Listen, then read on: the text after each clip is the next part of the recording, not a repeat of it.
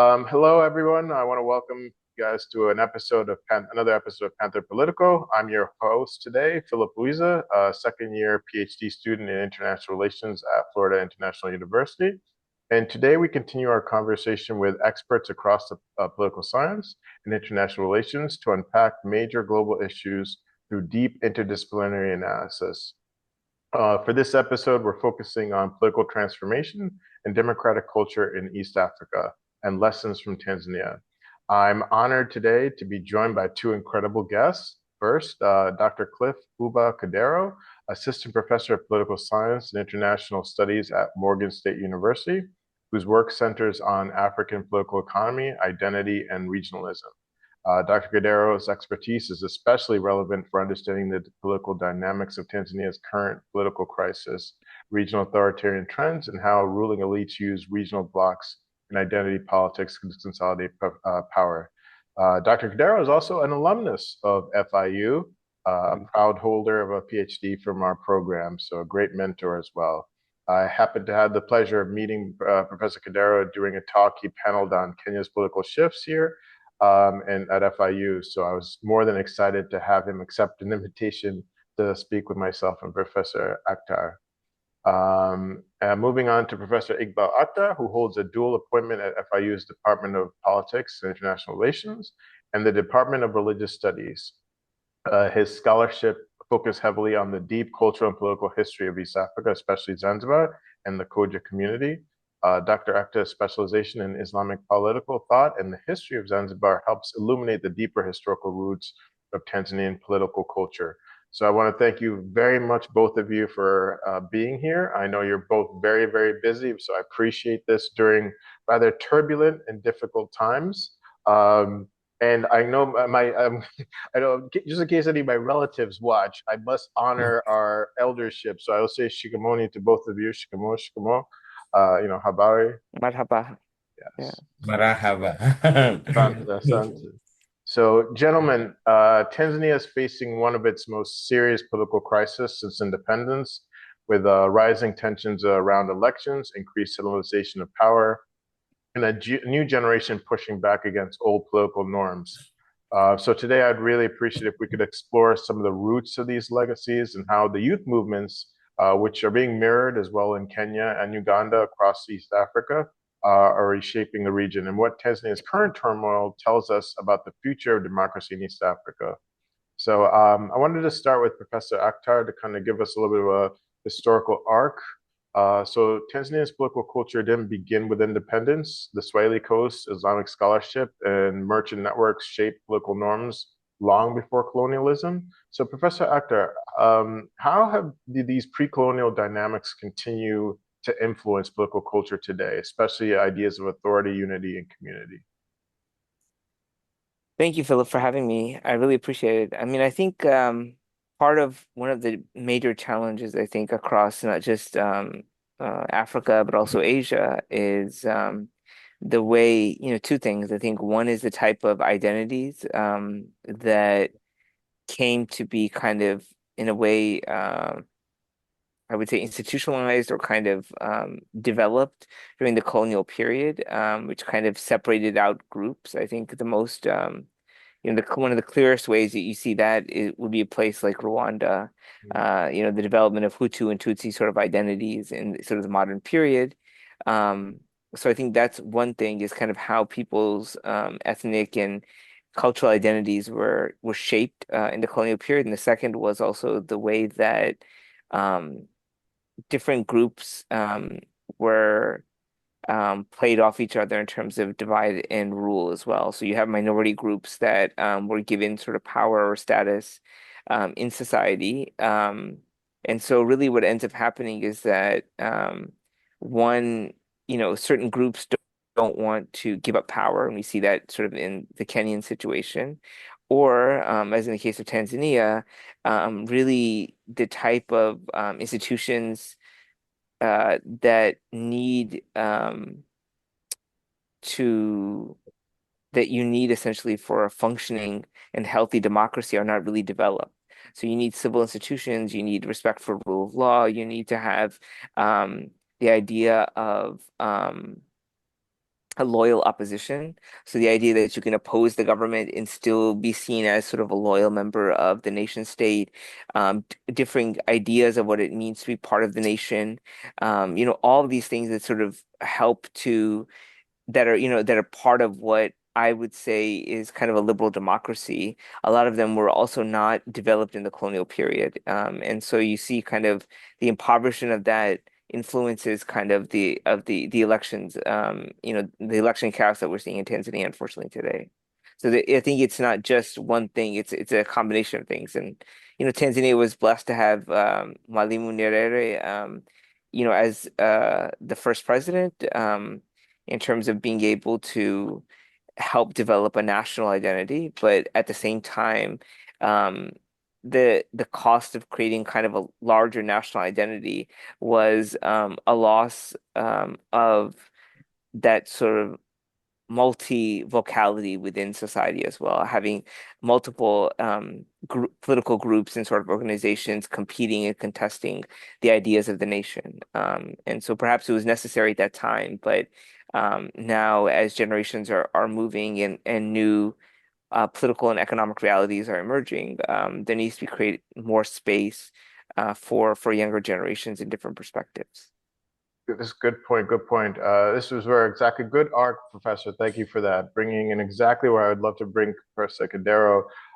This legacy of, as we know, in Mwalimu Nyerere, it's where a lot of us are looking back, trying to figure where maybe were these roots of the kind of difficulties and challenges there, being that he had a very noble, idea, and it has, created a rather almost an island of peace for so long, but there's some challenges that we're now seeing because of a lot of the influences of the kind of unilateral kind of shaping of Tanzania's kind of political culture. So, Professor Kodero, I'd love for you to kind of jump in there, kind of bring in your perspective and the roots of how you see it as well. Thank you so much, Philip, and thank you, Dr. Akhtar. I think it's a wonderful illustration of a much more bolsterous history of Tanzania and why it's an island of peace, as Philip said earlier, but also sort of like the origin story of some of the things that we see today with regards to nation building and nation creation. So, as with regards to Mwalimu Nyerere, he's a wonderful scholar. Um, One of the more esteemed founding leaders after leaders of decolonization and founding leaders of independent states after decolonization. So he's way up there, way above his peers. He wasn't um, he wasn't shy of projecting his vision and crafting sort of a different articulation of what development meant at the time when most of the decolonizing African states were either choosing to follow scripts written mostly by European powers as to how the countries will be governed. Nyerere said he wanted a fundamentally African-led thought process of how to create a nation, and Nyerere was kind of motivated by the Maoist Marxist regime in China, uh, less so with the Soviets. But he thought like Tanzania had a lot in common with China at the time, both multi-ethnic, but with an influential ethnic groups that were dominant. But with regards to creating a state, Nyerere realized that he had to destroy ethnicity, as you said. And one way to do this was to create these villages that he called Ujamaa, and family as the framework of developmental economics, but also political social reordering of society. So on one hand, there was this creation of an economy based on what he called African socialism, which was different from European socialism in the sense that it was focused on kinship. And if these kinships were kind of loosening as a result of colonial enterprise, he wanted to reignite them and make them forceful. So that's one part. The second part of it was um, creating a political system that allowed for competition without multi-party system. Mm. So unlike other one-party states at the dawn of independence in Africa, uh, in the case of Tanzania under Julius Nyerere, there was competition within the party. So it was like a very interesting political climate within TANU and later on CCM, where you pretty much had all the hallmarks of democratic competition without multi-party. It was not a guarantee that you would win a seat. And, Nyerere often had prop-up candidates just to create an idea of competition. So TANU was institutionalized uh, with regards to competitive politics, but also TANU was spread around the country in such a way that at the time that it turned into CCM, it had cells pretty much in every part of the country, from Zanzibar, southern Tanzania, northern Tanzania, in every part, in the towns and in the villages, in the cities and all the places, to the point that at some point the party was more present in people's lives than the state. Mm. So there's this idea of institutionalization and restructuring of the economy and creating a political economy based on kinship that Nyerere fostered in Tanzania. Now, there are certain good things that come, as you already said earlier, Dr. Akhtar, which is uh, the idea of national unity that was very present in Tanzania and nation building as a project, but building an economy kind of took a backstage a little bit because the ideological positions that Nyerere took um, costed a lot. Because they cost a lot of money, and they had to prioritize nation building and later on build an economy. So if you look at the economic data at the time in the 60s, you realize Tanzania was way ahead of other East African peers. But by 1966, some of the countries like Kenya and Uganda had surpassed it with regards to economic production because Nyerere was busy building a nation.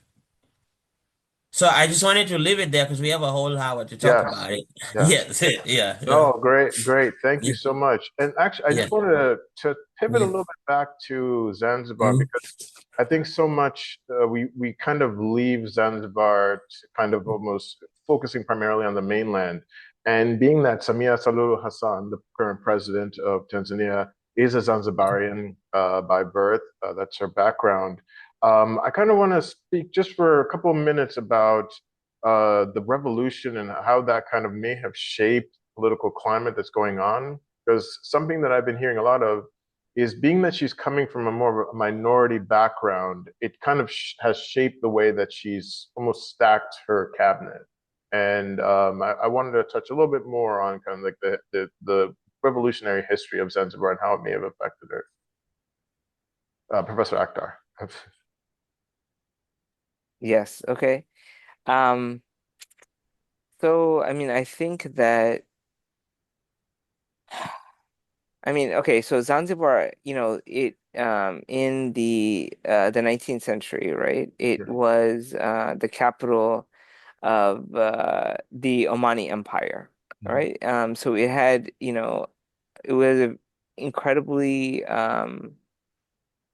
diverse society. And yeah, I would say that, kind of in a way, you could think of it in the 19th century, something like what maybe Dubai is today. So it was kind of a major point of trade between East Africa and the Middle East and South Asia, right, which is now India and Pakistan in that region. So it was a really important transit point for the Indian Ocean region, and it was extremely wealthy. That's the only reason why, the capital would have been transferred there, right?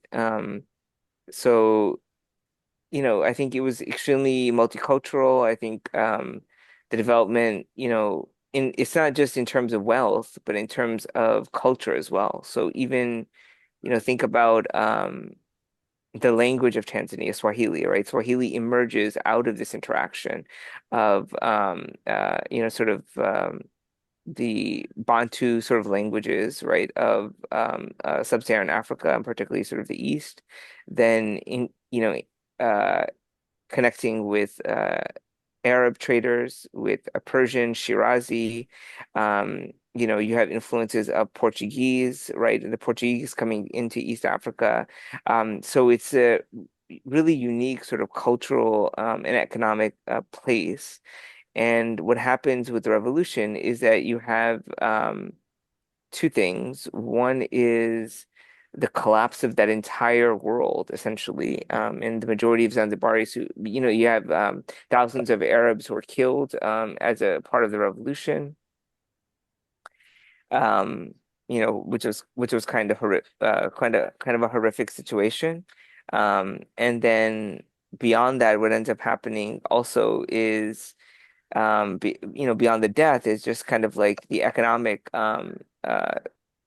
sort of end to this incredibly prosperous sort of society. So the revolution essentially it allows a little bit of sort of connection. The idea also, what ends up happening is that the very lucrative clove industry ends up being nationalized, and it is okay for a while. But then what ends up happening is that the collapse of the clove industry also then puts it into sort of an economic spiral. And so Zanzibar also, in Tanzania, just Tanganyika, is also going through a very important decolonization in which there's a competition between the Soviets and the Americans, right, for influence, right? And so Zanzibar then also is sort of enters very quickly into a union with Tanganyika, creating Tanzania. And so I think Zanzibaris have an entire history of civilization of essentially being uh, an independent country, you would say, in a way. And so there is, and culturally, it's also very different, right? So it's also majority Muslim sort of country as well, right? So you have Muslim majority, a very unique sort of cultural heritage that's being then subsumed into a larger Tanzanian identity. And the way that the political construct, of the nation, they really sort of feel that they are not given the type of autonomy that they thought they were promised initially with the union. Mm. And so there's quite a number of political grievances that also, have emerged over time.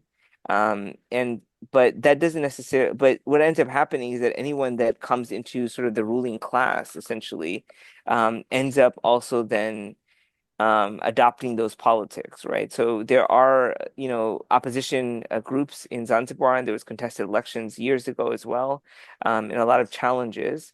But just because the current president is from Zanzibar doesn't necessarily mean that she's going to favor Zanzibar, or in fact, it's possible that she actually has to um, not favor Zanzibar in order to be seen as more politically legitimate, sort of within the larger Mm. Tanzanian Mm. sort of society, right? And the fact that she's a woman also is a challenge, and that she has to project a greater amount of power, right?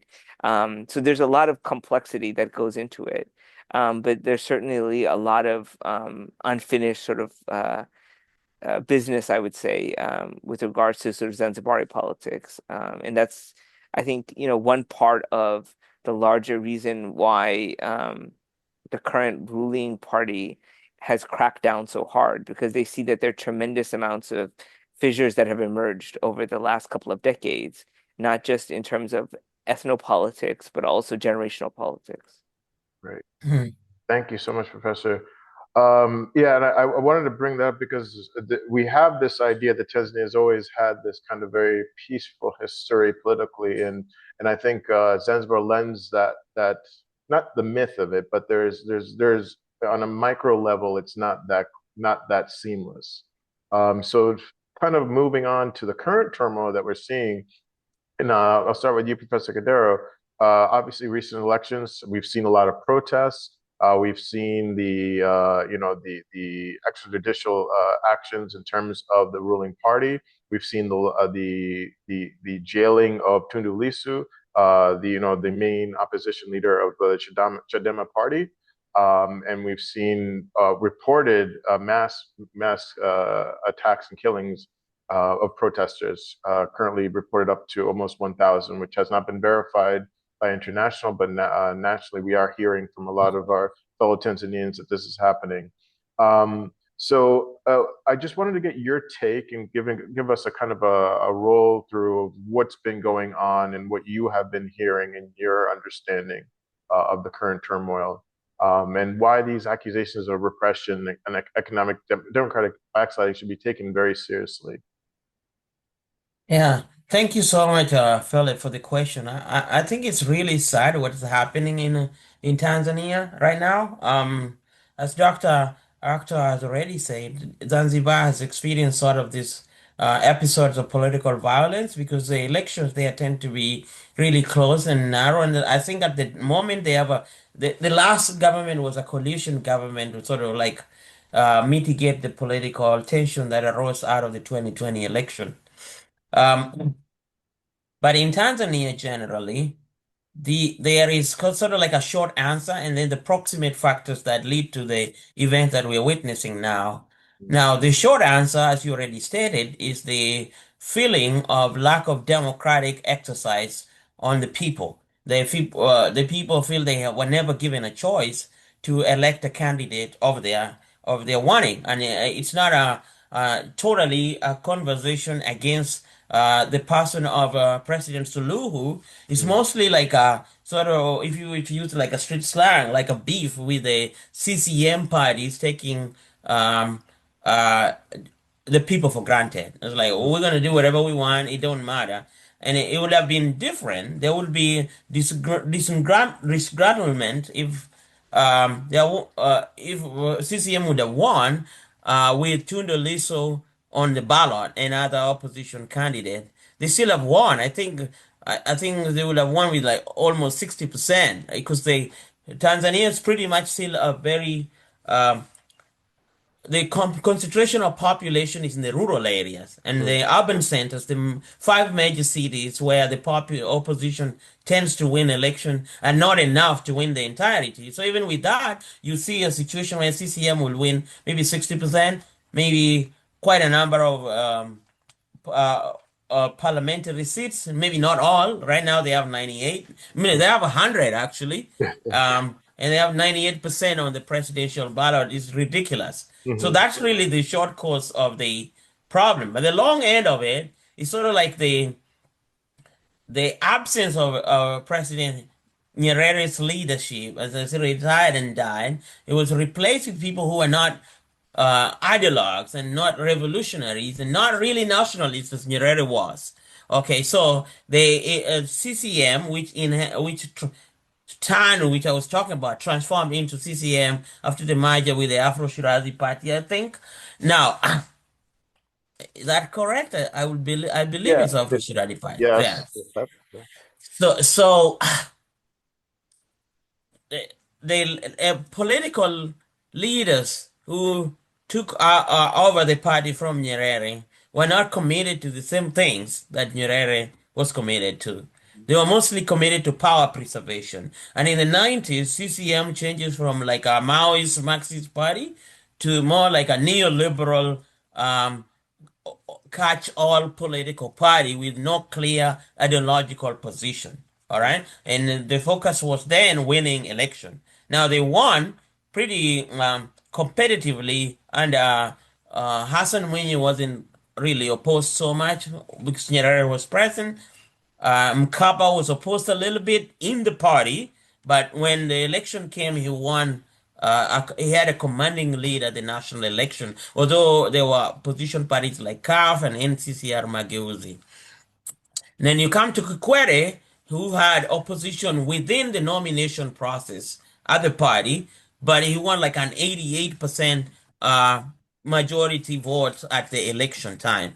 Now, it's the beginning of the Kikwete regime that really transforms the politics of CCM and Tanzania overall, because opposition candidates, while allowed to compete and talk, there was sort of like a culture, a repressive culture of dissent, okay? And usually there was like a purge on perception of corruption, but often that came after speaking against the party. So there was massive corruption happening, and Kikwete tried to clean it up, at some point firing the entirety of his cabinet, almost a quarter or maybe a half, I can't remember now. But there was also feeling that those who were politically opposed to him were the one who got the axe for being corrupt. So it wasn't really fun. Then we get to Magufuli in 2015. And the Magufuli era was interesting because it was an unexpected choice. Went through the competitive process within the 80 CCM party and won over some luminaries like the Maasai guy called Lowassa, who was expected to be the president after Kikwete. Um, but Lowassa then exits CCM and forms an opposition coalition. And this coalition gives CCM a run for their money. Mm, Magufuli wins by about 55%. And it's yeah. like everybody was hopeful that, wow, opposition politics is now maturing in Tanzania. But then Magufuli really crafted a political system in which economic nationalism was the center of his focus, but political opposition was kind of like an enemy of the state. Like you said earlier, uh, the vocality of politics now centered on economic nationalism rather than political dissent. So this crisis of Tanzania that we see in this era starts mostly by Magufuli, but has been going on for a while after the exit of President Nyerere. Oh, excellent. Yeah, yeah. Thank you so much. Thank you so much. Professor Akhtar, just kind of bringing like a global comparative. I mean, we're seeing, I think you mentioned similar things going on in a lot of Asian countries as well. I mean, we just saw in Sri Lanka, I think the prime minister has been now been asked, basically accused of attacking and murdering the student protests that occurred there. But she's being requested to be extradited, I think, out of India. And then we saw what's going on as well in Nepal. So I guess what, especially this kind of youth-led movement, could you speak kind of to that in terms of like the comparative, not just East Africa, but just on a global scale, what's going on, especially on the youth side?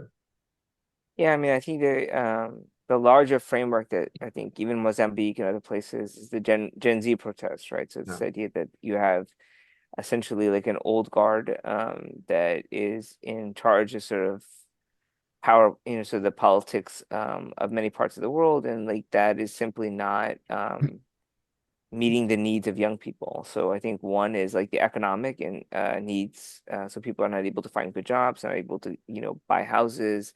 Inflation's very high. So what are sort of the economic realities of people feeling like they're not able to have a better life? I think that's part of it. The second is like a lack of representation. So just the biggest thing I think in most developing countries in Africa and Asia is corruption. That's the biggest problem, right? So it's a lack of economic development, and then whatever funds that exist are siphoned off by sort of party elites. And we saw this in Nepal and other places. So this kind of lack of accountability, and so people um, grew up in an age in which they're taught about democracy in schools, or the idea that people have accountability, but then the reality, their lived reality is quite the opposite, right? So I think that you're seeing sort of that frustration play out. But then you also have so you have that as one part of it, but then you also have the larger in the developed world, um, the global north. Shifts towards autocracy and Mm, authoritarianism and the rightward turn of politicians, right? So you kind of have a more democratic grassroots movement and desire for change, and you have a top-down sort of desire to control society from the top. And I think that's leading to many of the ideological clashes and polarization that's taking place in societies. Is you kind of have an older guard that wants to keep control of society. You have a younger generation that wants change, and you also have a um, evolving information reality as well between social media, AI, that's also changing, that allows you to be able to communicate in diverse ways across diverse media, um, sometimes positively in terms of opposition perspectives, and sometimes negatively in terms of misinformation as well, right? So I think that that's also challenging the way that traditional authoritarian politics sort of work. Um, and so that's also, and there's just a lot of fear, I think, of um, a changing global order by people that are in power.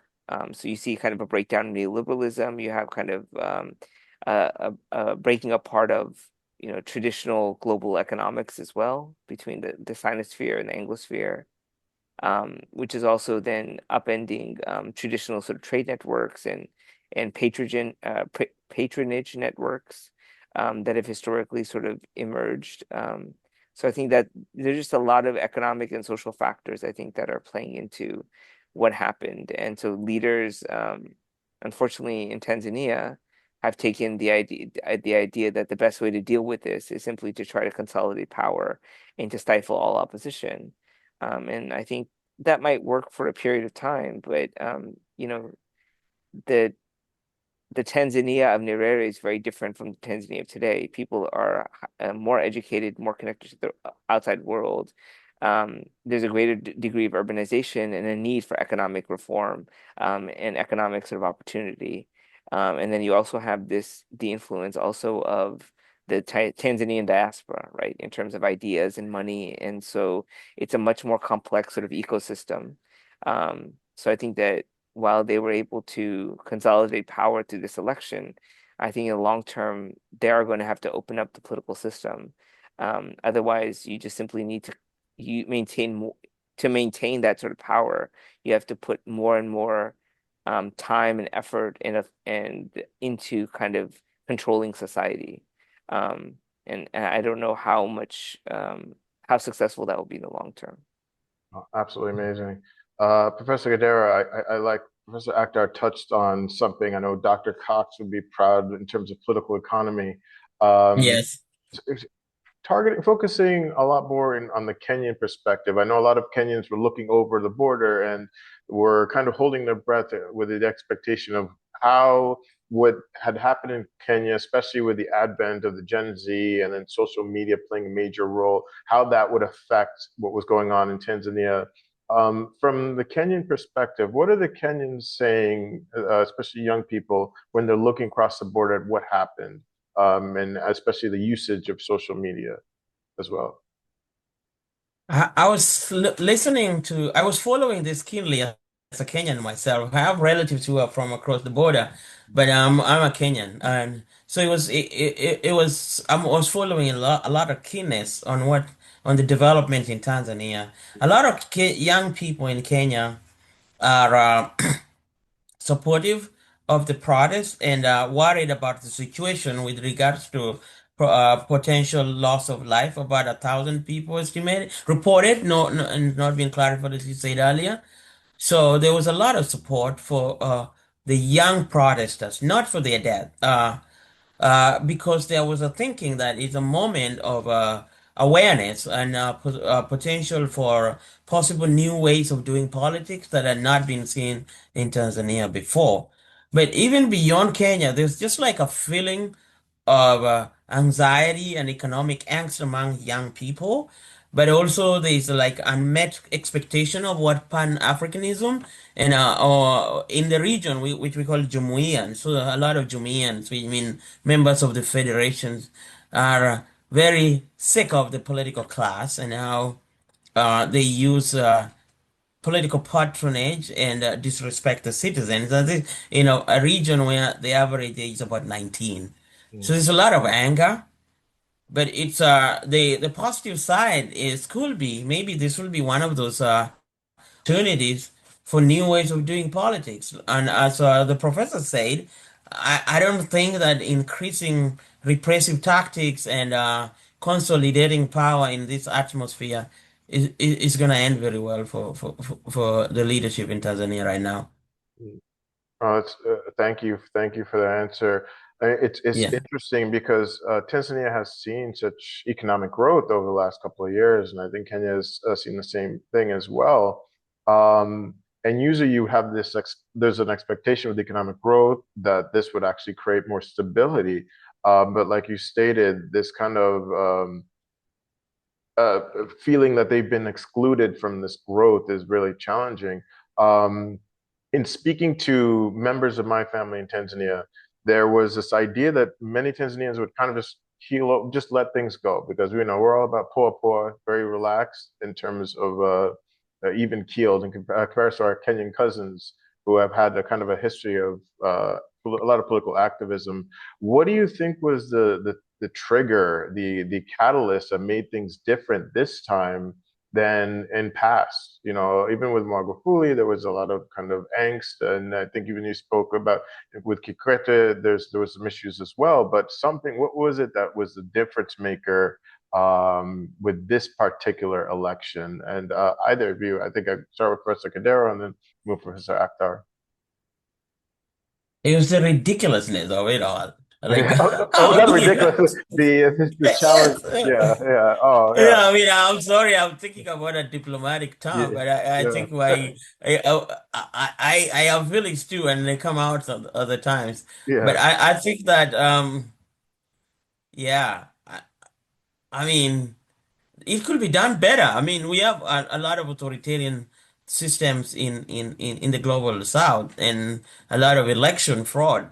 This one was just not, you don't expect it in a place that's with a lot of people with Wangwana like yeah, Tanzanians, yeah, yeah. Yeah. Mhm. I mean, Professor I Akhtar? think one of Mhm. the challenges also is just how um see like the okay, if you're gonna do uh one of the problems, right? Like one of the problems with authoritarianism, right? Okay, so one of the larger parts, one of the challenges of government generally is you need to have live data about the society that you're governing in order to make good policy decisions, right? And Mhm. so, generally, in a democracy, that's why you have sort of the free press, and that allows you to be able to get live information from diverse perspectives, and then you assimilate that information, and then you create policies. The problem in authoritarian societies is that you don't have that, right? So you have to cultivate some sort of way of being able to get the pulse of a society without giving total freedom and free speech. And so, um, like countries like China, for instance, they do this in a couple ways. One is that they allow a certain amount of freedom of speech and certain things are off limits. That's one way of doing it. Another way is intelligence agencies. So you have people that are on the ground that are collecting information and they give it to the state in order to figure out what's going on. Um, and so I think what's happened essentially for Tanzania is because of um, the the rule of CCM for so long, it has really gone out of touch with what's going on the ground with people and particularly with young people as well. And so, you have this urban rural divide, which is a big challenge. And then just generally being able to make, you just basically don't have leadership that has a clear vision for the society as a whole, right? So there's no like, you know, um, Saudi Arabia has a, 2050 plan, right? In terms of like where the country's headed economically, where the resources going, sort of a long-term planning. So it's kind of stuck between wanting to be a capitalist society, because I have quite a number of, people that I know and family members and others that, because, historically the Zanzibari community and sort of Indian communities tended to be very much involved in trade, right? And so that's kind of the historic. So one of the things about Tanzania that's really problematic is that it shifts between socialism and capitalism over and over again, right? So you have these bouts where free trade and free market is possible, and then the state, withdraws that and says, okay, now you have to give us money. They come up with new taxes, new regulations and things like that. And so that's part of also the reason why when you compare it to Kenya, Kenya has a much larger economy. It's much wealthier, generally speaking, even though there's big disparities in terms of wealth.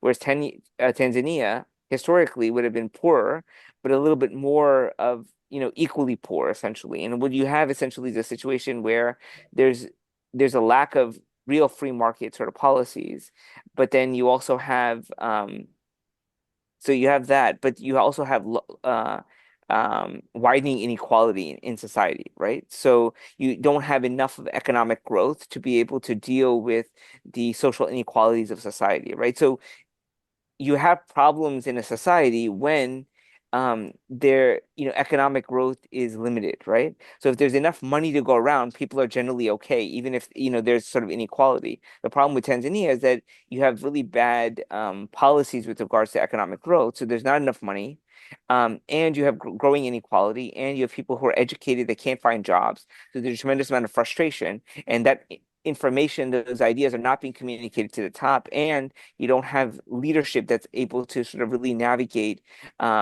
society. So I think, a good example as a counterbalance to this would be, and I hate to say this as like good authoritarianism, but Rwanda is a good example, right? They went through a horrible genocide.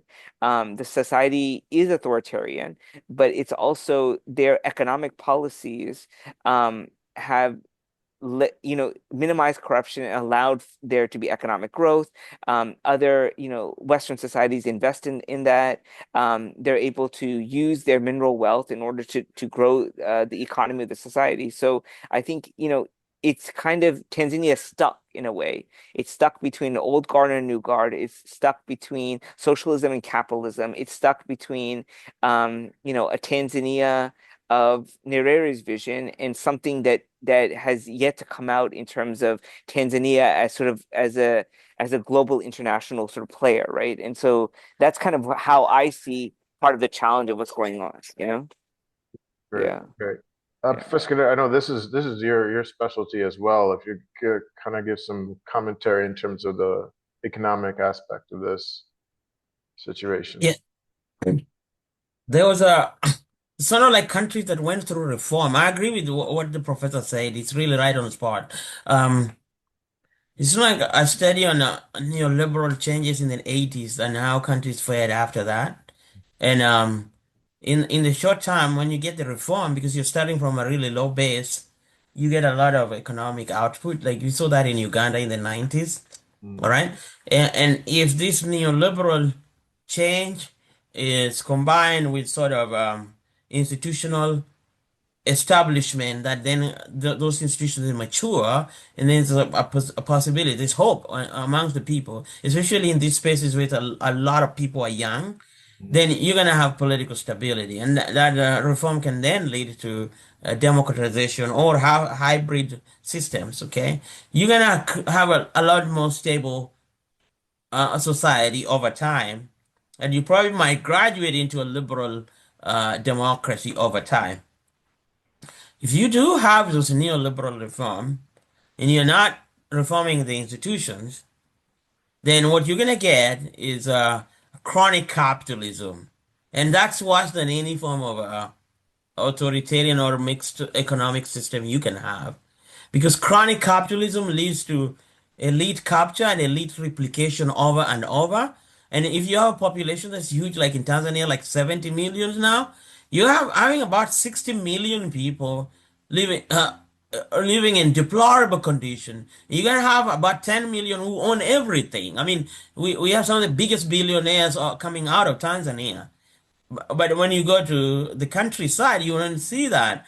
And it's really a terrible system. So there was an attempt, especially during the Mwinyi era, to neoliberalize. And as you said, Magufuli just wiped out all these gains, okay? And I don't know, Suluhu hasn't just figured out what to do in the first regime. There was some sort of like economic growth as a result of natural resource export, especially gas, but there's not a lot of reform in the economy, in the real economy of many Tanzanians. So what you see here is a bulging youth population that is fairly more educated than under Nyerere time, that have no opportunity, and they're angry. They're going to be angry every 5 years. And if it's not controlled, it's going to get worse, right? Something has to give. Yeah. Great. Thank you so much. Uh, Yeah. and in that note as well, despite attempts by the government with the internet blackouts, youth activists continue to organize. To both of you, how has technology shaped political participation especially as Professor Akhtar said, the attempt to control information has been huge. But obviously, we're seeing social media, Twitter especially, being utilized both throughout Kenya and Tanzania. So, how has it really shaped political participation in East Africa overall? And how does this amplify generational tensions with the older political elite? Start with Professor Kodero. Well, social media is influential, and there's kind of like two ways. If you look at on internet, Tanzania has like a soft culture, Yeah, and its soft culture is more pronounced than some of the countries in the region. I'm talking Kenya or Uganda, right? yeah. Partly because of bongo flavor, and that's kind of as it has queued over to other spaces as well, in social media spaces like TikTok as dances. Mm-hmm. And as this tension was arising, the already present soft cultural influence of Tanzania was transformed into opportunities for dissent. And this is where this protest came out of. They came out of the government forgot that while they're very proud of this culture creation, they didn't realize that it could be politicized. And when it was politicized, it came back as a boomerang, hurting some of the leading creators or entertainers who unfortunately sided with the political class. Now, the government response was then let's ban everything. In the banning of social media, it's sort of like a classic textbook case of an authoritarian regime. Uh, it doesn't really help because it simmers the situation, but it's able to save the regime, and they are able to do whatever they did, like swear in a president and conduct some kind of mock ceremonies. But the tension is kind of simmering. It's like a boiling cup of tea that's closed up. And when the lid was up, a lot of young people started posting these videos, and it was shocking to see. It was shocking, right?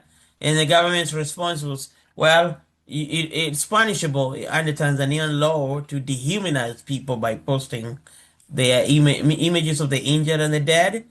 So they, in a way, trying to sanction social media again.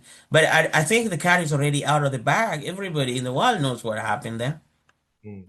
So social media was very influential. And my point is, the CCM regime, as repressive as it was, allowed creators and artists to kind of populate the internet and have fans that posted their thing, and that's really what turned out to be opportunities for dissent.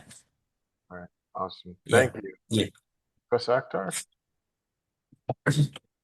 Yeah, I mean, I think so. One of the other sort of major challenges also is, one of the things that we saw with the elections was also that the internet was turned off for a while, right? So they had like turned off the internet. You were not able to call on WhatsApp. The desire to control sort of the information, I think, is a big part of it, right? So, and that's a very clumsy way of dealing with like political sort of challenges, right? So clearly, the people that are in power didn't have either the technical know-how or understanding of kind of the social media sort of world, right, to be able to, um, launch a better, for instance, even the election campaign, right, through social media. I mean, there's so many ways that it could have been done, this election could have been done differently. And I do prove, I believe Professor Kodero is right, right? Like, I think still the ruling party would have won. With less. So there's a more of an existential. I mean, I feel like it speaks to like why now? Why are they doing it now? Right? I mean, it's very weird. You had kind of the Zanzibar election a couple years ago, and that was also contested. But eventually, what they ended up doing is they ended up negotiating with Zanzibari political elites, right? And kind of they were able to kind of mollify them. So the question is like, what exactly happened this time that they felt that they had to win by 98, like, 98% of the vote? Like, what exactly happened? My yeah. opinion, it's very odd, right? So what's going on? I mean, my feeling is that there's also a larger. It speaks not to like what is the situation in Tanzania, but I think larger fractures that are developing, within the ruling party itself. That sort of that that they felt the need to consolidate that way. But also, I think the socioeconomic, um, the lack of sort of socioeconomic growth, right? So I think there's a combination of things. Like internally, um, the the party doesn't feel that it has complete control of the society, and then sort of informationally, it definitely doesn't know how to deal with all of sort of the challenges of the younger generation. And then economically, it's just not growing sufficiently to meet the needs of the population. And so I feel like these socio-political and economic sort of changes have taken place. And I think honestly, CCM, from my perspective, it's just, like any sort of political party, if you're in power too long, you really forget how to govern effectively, right? So it's just kind of like you resort to, like you were saying, Professor Kodero, crony capitalism, rent seeking, all of these things that just really suck the society of sort of vitality and sort of economic growth, basically. Hmm. Excellent. Excellent. No, great analysis on that one. Um, I'd seen that a lot of these challenges, as we're continuing to see, like they're the way that the young people are dealing with it, it's creating a new way of kind of projecting this different image. And I wonder if the political elite were fearful of the image of Tanzania as this island of bastion of peace where being challenged. And so I've wondered, like, maybe that was the reasoning behind the crazy 98% electoral turnout, positioning. And to speak to that, what's your perspective, like, globally, how is this going to affect Tanzania in terms of the way the major two hegemons look at Tanzania when speaking with China and the United States, looking at the current electoral climate and the current turmoil? Is this going to have some sort of like long-term effect in terms of like trade, in terms of military imbalance challenges, being that Tanzania is an ally to both nations, both China and the United States? I would go Professor Kodero first. Okay. Thank you for the question. It's a wonderful question. I actually thought about it a little bit, Yeah, and I've been thinking about it as this protests have been going on. It's like, what is the we're kind of like the big kid in the room who's gonna order everybody to do stuff the right way. And the answer is there's no one right now. yeah. I mean, in the past, the United States have played that role. But there's with the MAGA first movement, there's really little appetite for foreign entanglement, if it's not transactional. Mm, So even if it was transactional, if it was like the Congo, for example, you would still see engagement that necessarily doesn't lead to peace or institutional growth, but mostly how can we access the market and get the stuff we need from them. So with regard to Tanzania, I don't think the United States is gonna. There might be some diplomatic cables about human rights in a performative sense, but it's not gonna be like Barack Obama's administration where you like you do a press conference and talk about this or send a video to Tanzanians. mm, That's not gonna happen. Um, or Bush administration sending Condoleezza Rice to Arusha to talk to the Kenyans. mhm, That's not gonna happen now. With China, China think of Tanzania very highly, was one of the earliest allies in the region. In the 80s, they built the Tazara Railway, and they built quite a lot of things there. It's got a lock and key with CCM, the Chinese Communist Party. It's got a lock and key with them. I don't expect them to say anything. They'll continue with business as usual. Oh, you hope the European partners, yeah, especially the Nordic countries, um, they have been a little more responsive. Uh, they have issued statements that are questioning the authenticity and validity of the election. But as traditional partners of Tanzania at the global scene, they're not hegemony. They're just like small actors. correct. So this is kind of how I think about it. Okay. Professor Akhtar? Yeah. I mean, yeah, I mean, I would agree. I mean, like, what, unfortunately, because of how underdeveloped Tanzania is, like economically, it is just seen by the two major powers as a place for resource extraction, right? So it's kind of like, what can you get in terms of gold, in terms of other sort of maybe critical minerals and things like that. So definitely the Chinese are not interested in, they will work with whoever is there. And I think the American administration right now is totally interested in simply sort of economic deals, right? They have very little interest in democracy promotion. And I think that entire I mean, my perspective is that in the long run, the entire human rights regime is really going to suffer in the next couple of decades, because I feel like the decline of the West, and then the rise of kind of not just China, but just generally kind of more multilateralism, is really going to mean that the norms of, you would have to have some other discourse to emerge, um, uh, that would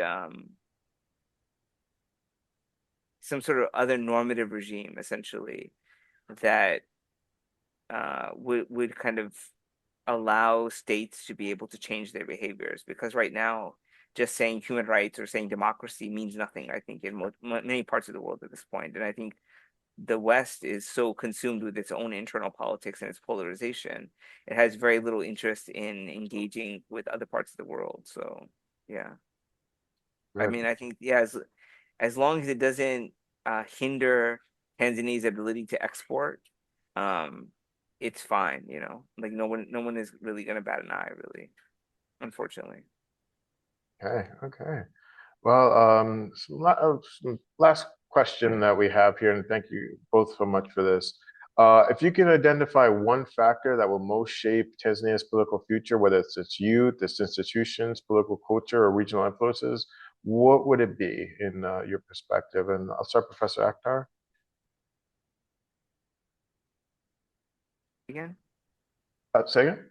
uh, can you repeat the question? Oh yeah, if you could identify one factor that is going to most shape Tanzania's political future, whether it's going to be its youth, its institutions, or regional influence, such as the bongo flavor aspect, what do you think will be?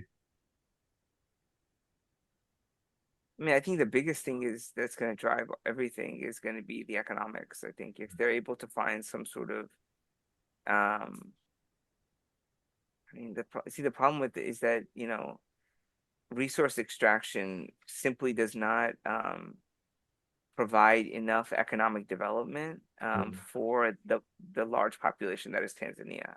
Really, what you need to be able to do is you need to be able to move up the value chain and being able to produce, things outside of sort of those resources, right? Like you're able to build capital the higher up you go in terms of the building of sort of any sort of machinery, right? So I mean that's kind of what we saw with countries like Malaysia, Indonesia, other countries, right? That they were able to kind of move up the value chain, Vietnam, these other countries. And so part of that I think is also Tanzania finding some sort of niche within the emerging global economic system that it can sort of harness. And the second also is being able to you know, really train up its young people. mm, So it needs to develop its human capital, and that's another thing. So even if you don't have resources, you have human capital. Japan is a good example. It has very poor natural resources, but it has extremely capable human capital.